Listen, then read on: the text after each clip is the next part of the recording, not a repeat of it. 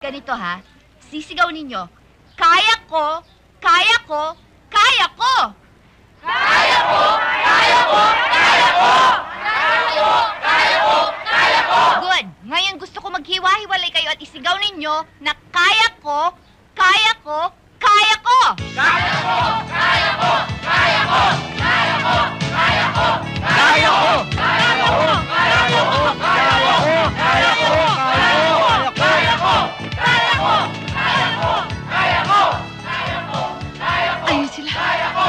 Kaya ko! Ngayon, ano naman ang nandoon? Sa labas ng campus. Mom squatters! Tama. Mga squatters. Karamihan sa kanila ay mga kaedad ninyo.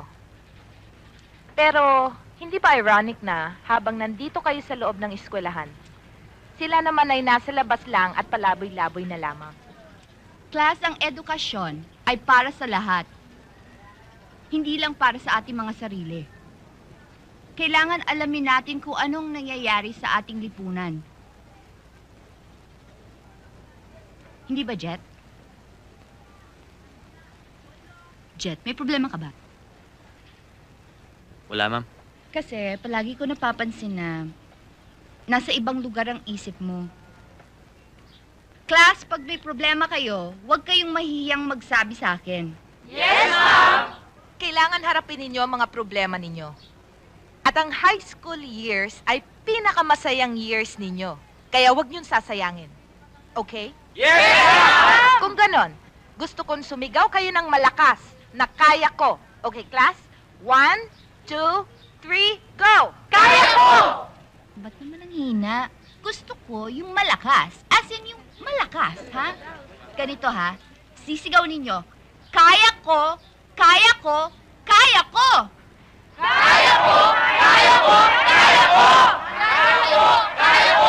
Kaya ko! Good! Ngayon gusto ko maghiwa-hiwalay kayo at isigaw ninyo na kaya ko, kaya ko, kaya ko! Kaya ko! Kaya ko! Kaya ko! Kaya ko! Kaya ko! Kaya ko!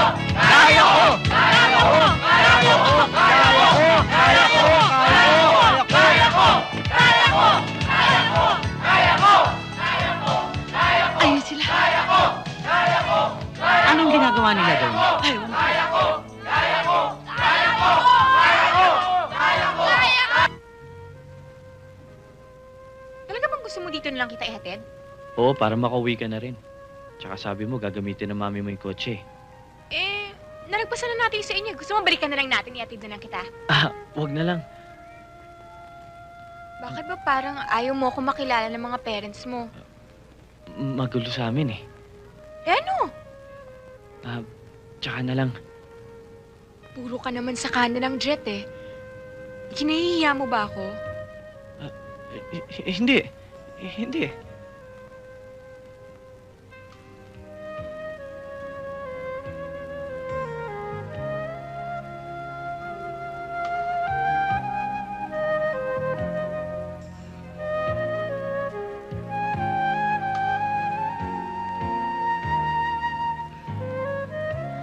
Bakit?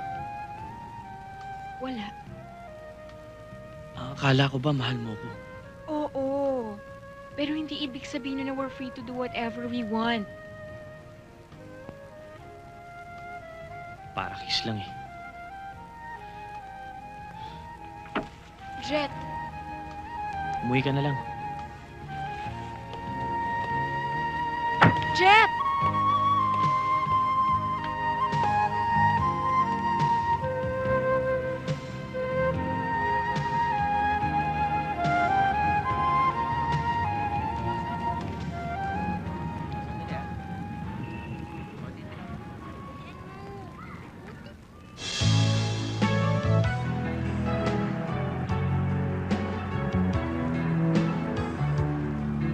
Ganda!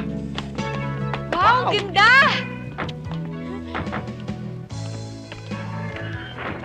I live here alone. Ma'am, yung parents nyo. Wala. Uy, ano Nasa ka ba? States. Bakit ba? Ano ba? Pero nag-iwan sila ng negosyo para sa akin. Kaya, I have this place. I'll get you some drinks. Yeah! Ay, wag na lang. Sige, ma'am. Ma'am, Nakakauhaw I'll eh. help you na. Bugilo ka na nga ako eh. Halika. Halika nga rito. Dito ka na lang. Mama ko na po sa glasses. Okay. There. Eh, yung juice, ma'am. It's also there in the cabinet. Kapal mo. Ma'am! Single pa ba kayo? Obvious ba?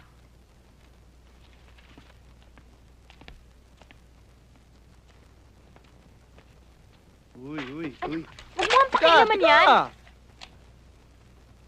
Ma'am! Boyfriend niyo ba to? Ano ka ba? Yeah. Nakakahiya ka na. It's okay. You know, I think we're all friends, so you can ask me anything. And yes, boyfriend ko siya. Ma'am, ano siya? He's a businessman. Siguro, ma'am, mahal na mahal niyo siya, no? Obvious ba? Boyfriend niya eh. Ba't ang sungit mo? It's okay. Ang importante sa edukasyon ng mga bata ay obedience. Kung hindi sila susunod sa mga nakakatanda, ano pa ang silbi ng mga itinuro natin sa kanila ng kanilang mga natutunan? Tayong mga guro ay pangalawang magulang ng mga estudyante. Kaya dapat lamang nahubugin natin sila sa kanilang mga values. Kung sa bahay, may rule na spare the rod and you will spoil the child, ganun din dito sa eskwelahan. Ibig mo sabihin, Miss Lantaran, pinapalo mo pa yung mga estudyante mo? Bakit hindi? Kung matitigas ang ulo nila. Pero 1995 na ho ngayon. You don't have to remind me. I know my calendar. Ang ibig kong... Ang ibig mong sabihin, Miss Marasigan, pinababayaan mo na lamang na mag-ingay ang mga estudyante mo. Matagal ko nang gustong i-bring up ito sa iyo, Miss Marasigan. Marami na akong naririnig tungkol sa klase mo. It seems that you allow them too much freedom. Ang trato mo raw sa kanila ay parang mga kaibigan lamang. Masyadong informal. Sa tuwing magte-take over ako ng klase mo, ang gugulo nila, I have to repeat rules. Dahil ang sabi mo raw ay hindi kailangan sumunod sa rules. How can that be? Pero ma'am, Teacher ka, Miss Marasigan. You have to maintain a certain detachment.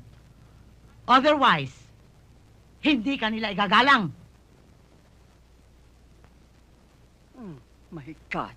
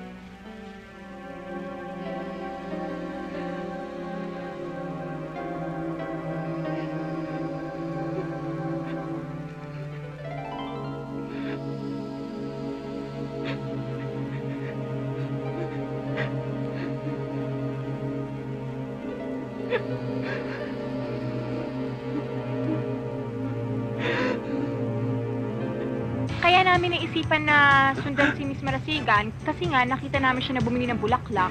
So siguro, bibigyan niya sa boyfriend niya. Diba? Gusto na namin makita yung boyfriend niya. Ang gwapo-gwapo siguro.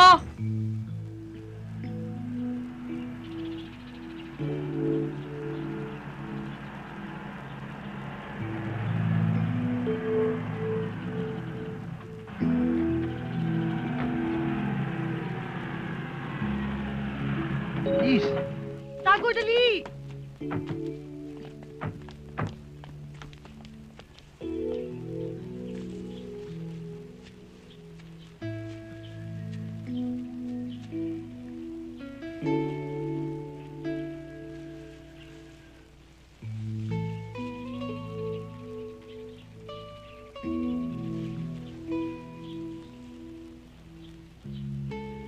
Ang weird naman sa sementeryo pa meeting place nila.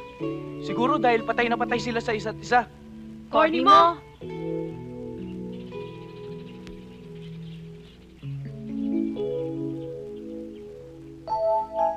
Ah, patay na boyfriend niya? Hmm.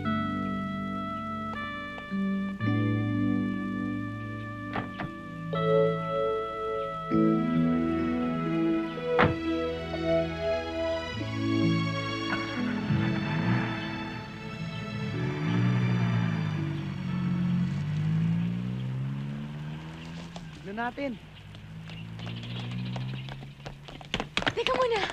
Ano ba? Dalian nyo! Dali! Ba't ang bagal nyo? Bihira naman, oh! Sakit lang pa ako, eh. Ay, baby siya. Baka kapatid. Kaya niya iniiyakan. Malay niyo, hindi niya kaano-ano. Tapos, napatay niya. Kaya siya umiiyak. Papaliwanag yun. Okay, in a few minutes malalaman natin, guys. Ayos. Sir. Mahirap ba maging editor ng isang sikat na dyaryo? Okay lang itong trabaho ko. Kahit mahirap, mahal ko pa rin. Bakit ikaw? Ano ba gusto mong maging? Ako, gusto ko maging... Komedyante. Talaga to. Gusto ko maging athlete tulad ni na... Fiorsky, Bongku. Yan, mga sikat yan. Realistic ka rin naman, ano? Nakiti Ito naman. pala si Miriam. Oh, Miriam. Sir, tumawag po ako sa Municipal Hall ng Caloocan. Nakaregister doon ang pangalang Angelita Marasigan. Namatay po siya 5 years ago. Ang pangalan ng nanay niya ay Sonia Marasigan. Pero wala pong nakaregister na ama. Oh, ito. May anak Pakidala pala mo si nga kay Ma'am. Jerry. Yes, sir. Pakanak sa pagkadalaga.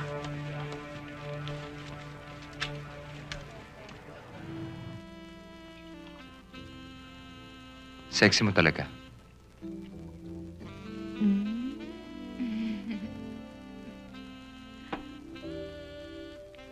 Pakiulit nga yung sinabi mo. Sexy ka.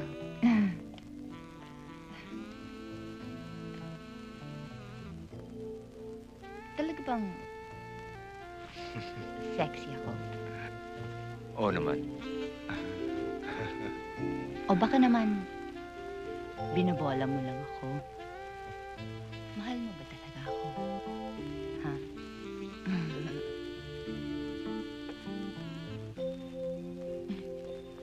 Hindi ka nga rito.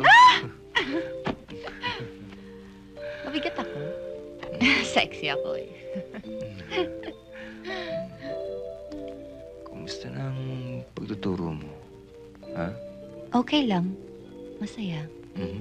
Masaya ako. Tom, Ano yun? alam mo, lagi ko napapaniginipan ang anak natin. Umiiyak.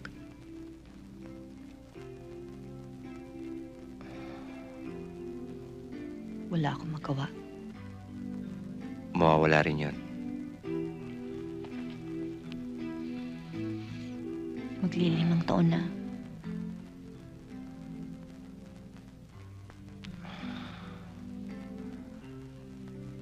Kasalanan ko rin kasi. Kasalanan ko.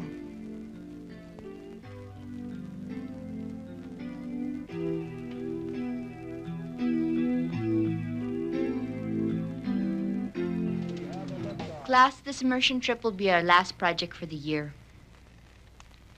I will divide you into 5 groups.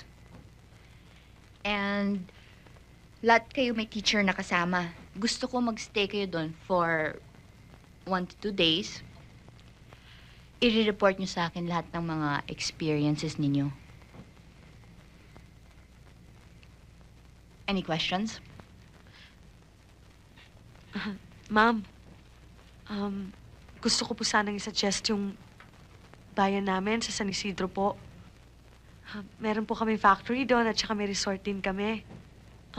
Baka yung mga kagrupo ko gusto nila magstay doon. Maganda po yung lugar namin.